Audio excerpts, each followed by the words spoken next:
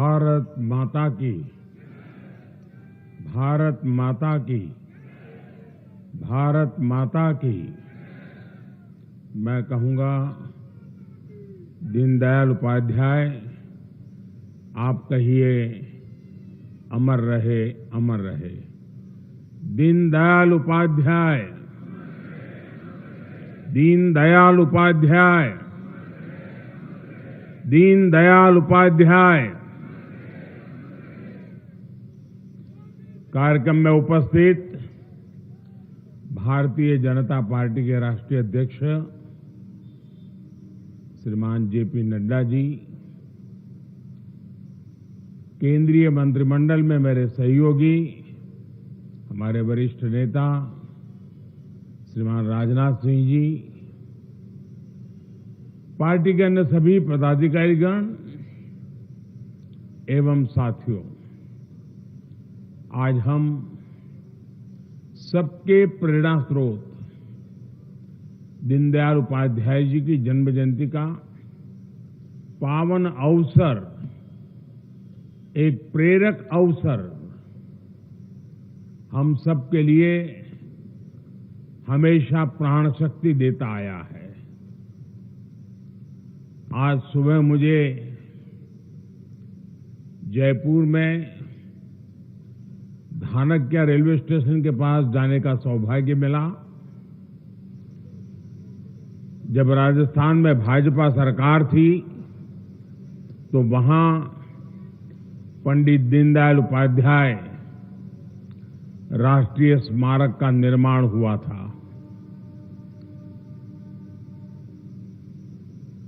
आज मैंने कुछ समय वहां बिताया। मेरा आप सबसे आग्रह है कि जब भी आपका जयपुर जाना हो, कुछ समय निकाल करके वहां जरूर जाइए। बहुत ही अच्छे ढंग से दीनदयाल जी के जीवन को समझने के लिए वहां पर कुछ प्रयास किया गया है और हम जो उनकी प्रेरणा को लेकर के चल रहे हैं, हमारे मन में हमेशा रहना चाहिए। कम से कम 2 स्थान में जरूर कहूंगा आपको। एक, जो स्थान रेलवे की एक छोटी सी कुटीर में दीनदयाल जी का जन्म हुआ था, जहां आजकल एक म्यूजियम बना हुआ है, और दूसरा, जहां दीनदयाल जी ने अंतिम श्वास लिया, वो भी रेल की पटरी थी।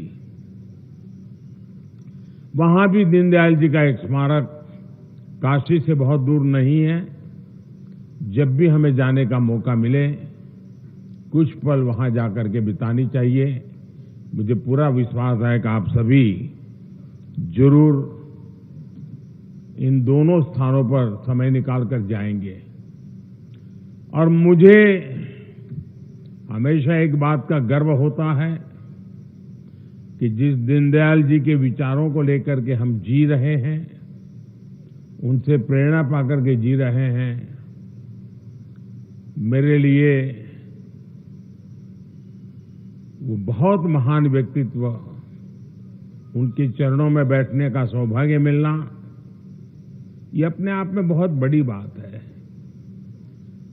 लेकिन कभी कभी लगता है कि उनका जीवन भी रेल की पटरी से जुड़ा हुआ था।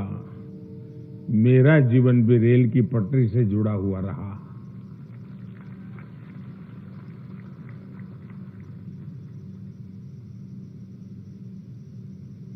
सुबह उस पवित्र स्थान पर से मैं आज यहां सीधा एयरपोर्ट से आपके बीच आया हूं, और ये शाम मुझे दिल्ली में पंडित दीनदयाल उपाध्याय पार्क में उनकी प्रतिमा के लोकार्पण का अवसर मिला है। और कितना अद्भुत सुखद संयोग हम देख रहे हैं। एक और, ये दीनदयाल उपाध्याय पार्क है और सामने ही भारतीय जनता पार्टी का कार्यालय है। उनके ही रोपे गए बीज से आज बीजेपी का विशाल वट वृक्ष बन चुकी है। ऐसे में दीनदयाल जी की ये प्रतिमा हम सब के लिए ऊर्जा का स्रोत बनेगी। ये प्रतिमा राष्ट्र प्रथम की प्रण, उस प्रण की प्रतीक बनेगी। ये प्रतिमा दीनदयाल जी द्वारा दिए गए एकात्म मानव दर्शन की प्रेरणा बनेगी। ये प्रतिमा हमें हमारे अंत्योदय के संकल्प की याद बार बार दिलाती रहेगी।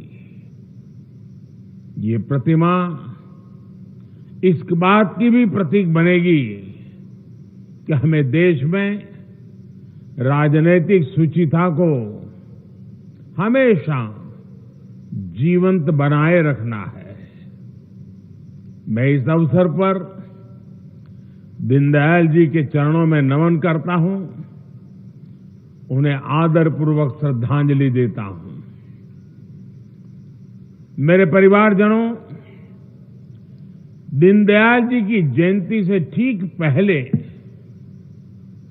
देश ने एक ऐसा काम भी पूरा किया है जिसने इस अवसर का संतोष और बढ़ा दिया है। पिछले सप्ताह ही भाजपा के नेतृत्व से संसद में नारी शक्ति वंदन अधिनियम पास हुआ है। दीनदयाल जी ने एकात्म मानव दर्शन का,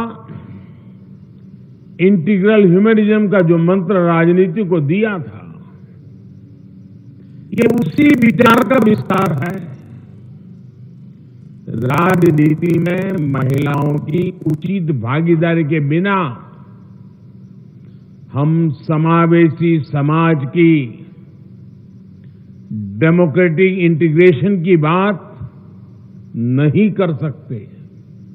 इसलिए ये कदम न केवल हमारे लोकतंत्र की जीत है, बल्कि भारतीय जनता पार्टी के तौर पर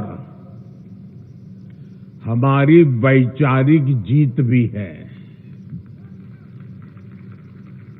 मेरे परिवारजनों, आज हमारे जैसे करोड़ों लोग दीनदयाल जी के मार्ग का अनुसरण करते हैं, उन्हें अपना आदर्श मानकर काम करते हैं। लेकिन हम जो सामने देख रहे हैं, उसकी जड़ों में क्या है, ये जानना भी उतना ही जरूरी होता है। कैसे उन्होंने एक मिशन के लिए, एक संकल्प लिए अपना पूरा जीवन खपाया,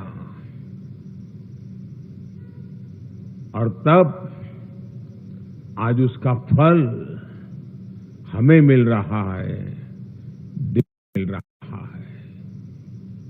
हम सब जब उन्हें याद करते हैं तो उनके लिखे पत्र भी बार बार याद आते हैं। हम जानते हैं कि बचपन में ही माता पिता की मृत्यु की वजह से दीनदयाल जी ज्यादातर समय अपने ननिहाल में ही रहे। एक बार दीनदयाल जी ने अपने मामा को एक पत्र लिखा था, और आप में से पुराने सभी कार्यकर्ताओं ने वो पत्र जरूर पढ़ा होगा।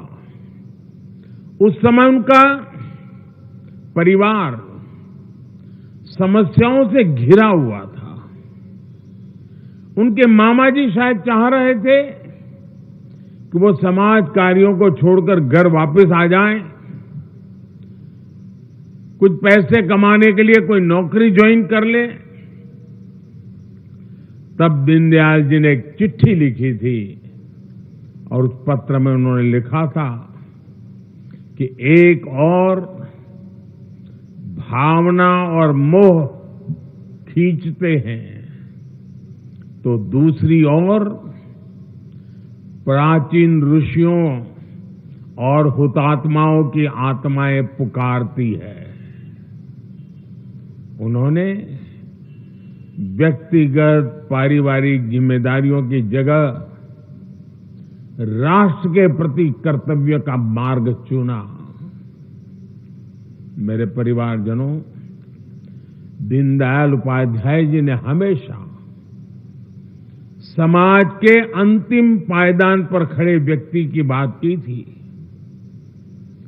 यही उनके अंत्योदय का संकल्प था। इसी संकल्प पर चलते हुए बीते 9 वर्षों में हमने अंतिम पायदान पर खड़े व्यक्ति का सामर्थ्य बढ़ाने, उसके जीवन को बेहतर बनाने के लिए कई बड़े कदम उठाए हैं।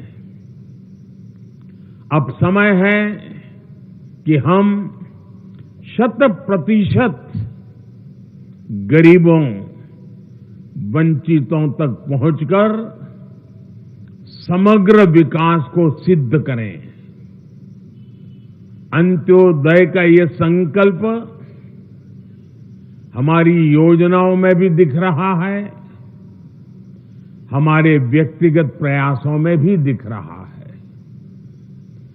आजादी के अमृत काल में हमने सैचुरेशन यानी जन कल्याण की हर योजना को 100% लाभार्थियों तक पहुंचाने का संकल्प लिया है।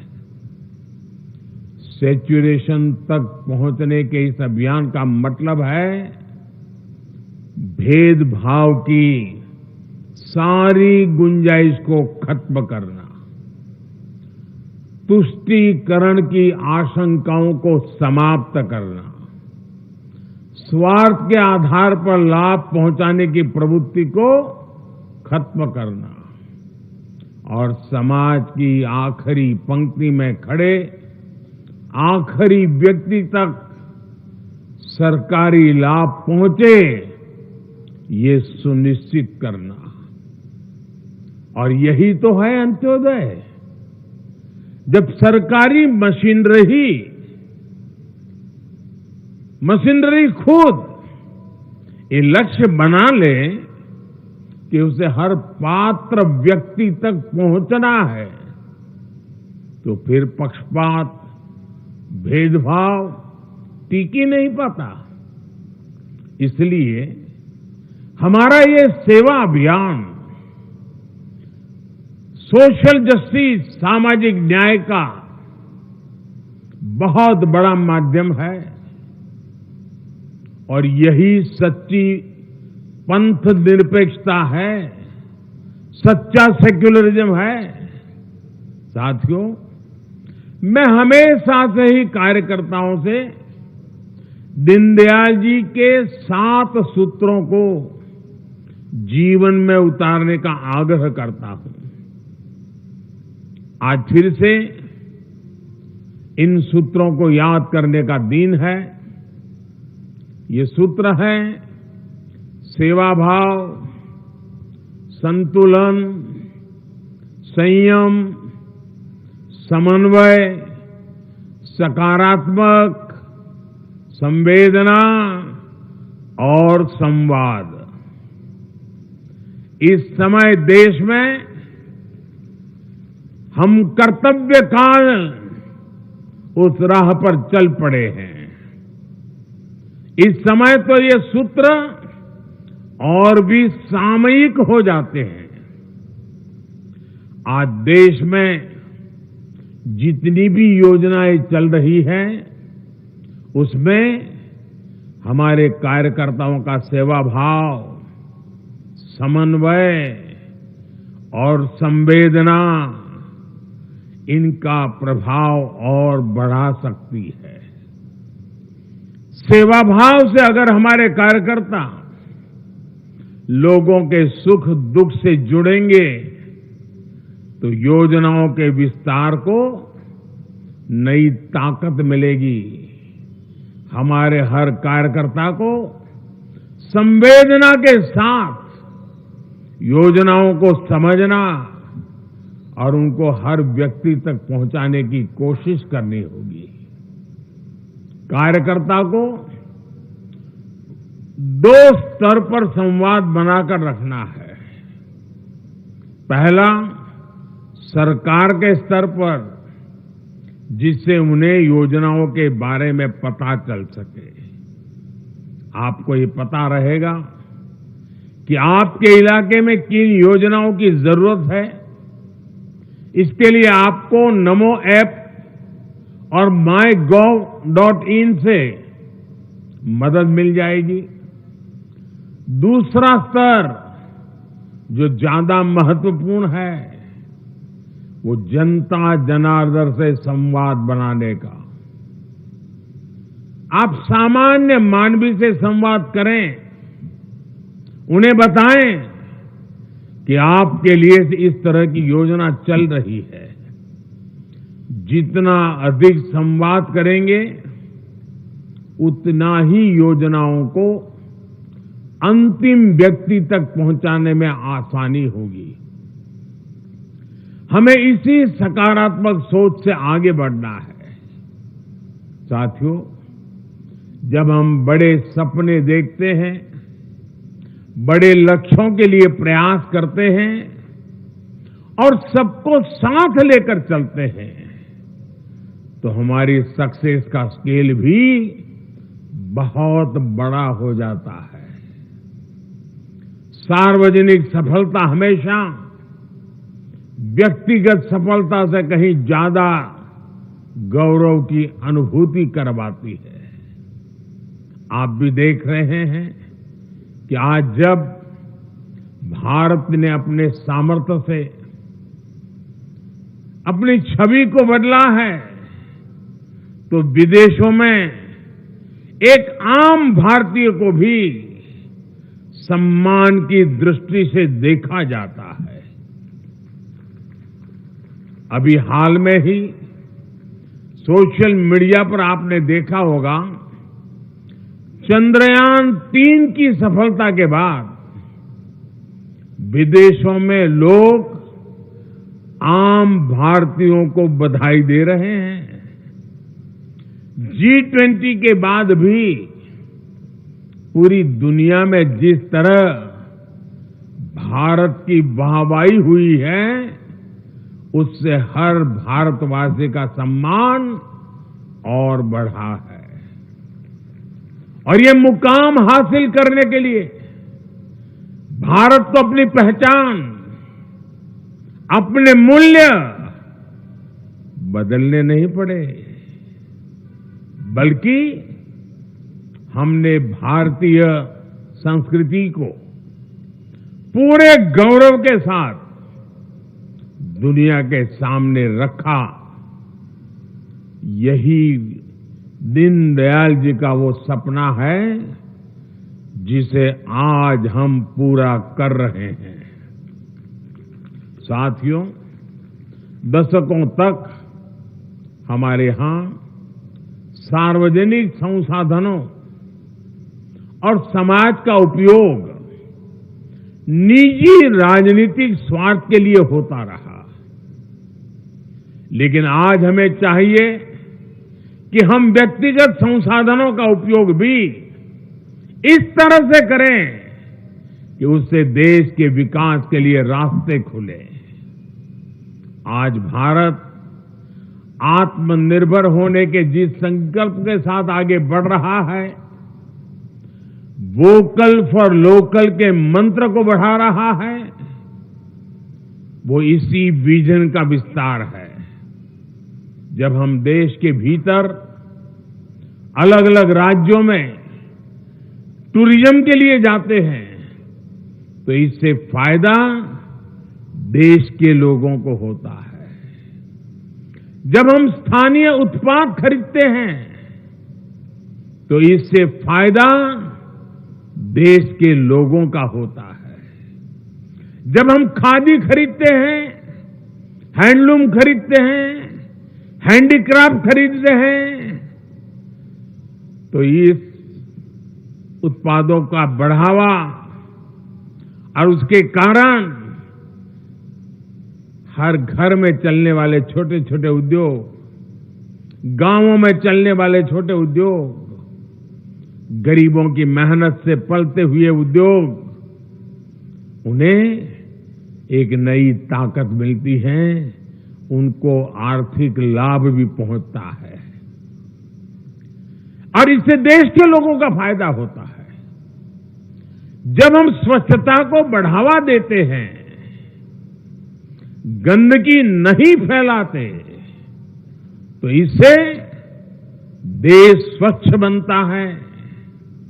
भाइयों और बहनों, सदियों तक हमारा देश ऐसे ही मुश्किल हालातों में फंसा हुआ था, जहां राष्ट्र सेवा का कोई भी अनुष्ठान बिना बलिदान के पूरा नहीं होता था।